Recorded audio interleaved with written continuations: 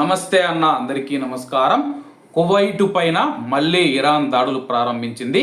అలాగే అమెరికా వచ్చేసి ఇరాన్ పైన ఏకధాటిగా దాడులు చేస్తూ ఉంది.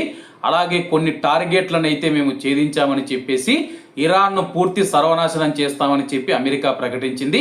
ఈ నేపథ్యంలో ఇరాన్ వచ్చేసి కువైట్, బెహ్రెన్, యుఏఈ, ఖతార్ దేశాల మీద దాడులు ప్రారంభించింది.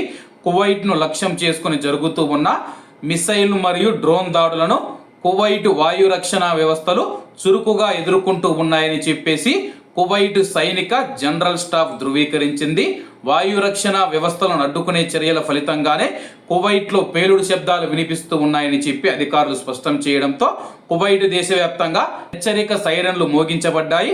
సంబంధిత అధికారులు జారీ చేసిన అన్ని భద్రతా సూచనలు ప్రజలు పాటించాలని చెప్పేసి అధికారులు తెలుపుతూ ఉన్నారు.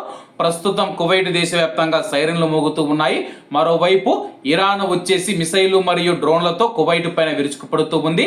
కువైట్ ఎయిర్ డిఫెన్స్ సిస్టంలు విజయవంతంగా వాటిని అడ్డుకుంటూ ఉన్నాయని చెప్పి ప్రకటించాయి. కాబట్టి కువైట్లో ఉన్న మన భారతీయులు ఎవరైతే ఉన్నారో మీకు ఈ యొక్క సైరన్ల సౌండ్ వినిపించిందా లేదా అని చెప్పేసి కామెంట్ రూపంలో తెలియజేయండి.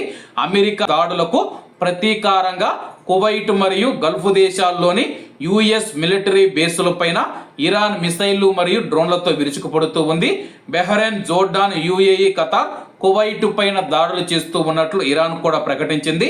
బాలిస్టిక్ మిసైళ్లు ప్రయోగించినట్లు తెలుస్తూ ఉంది. బెహ్రెన్లోని యుఎస్ నేవీ హెడ్ క్వార్టర్స్, జోర్డాన్లోని ఎయిర్ బేస్ పాక్షికంగా ధ్వంసమైనట్లు సమాచారం.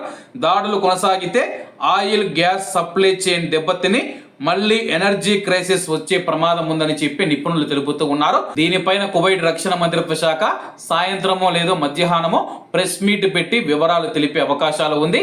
కాబట్టి కువైట్లో ఉన్న మన భారతీయులు ఎవరైతే ఉన్నారో ప్రస్తుతం ఉన్న పరిస్థితుల నేపథ్యంలో సైరన్లు మోగినప్పుడు సురక్షితమైన ప్రాంతాలకు వెళ్ళండి.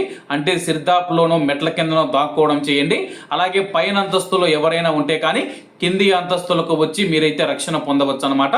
కాబట్టి అందరూ జాగ్రత్తగా ఉండాలని కోరుకుంటూ అందరూ బాగుండాలి, అందులో మనం ఉండాలి. అందరికీ నమస్తే అన్న, జై హింద్.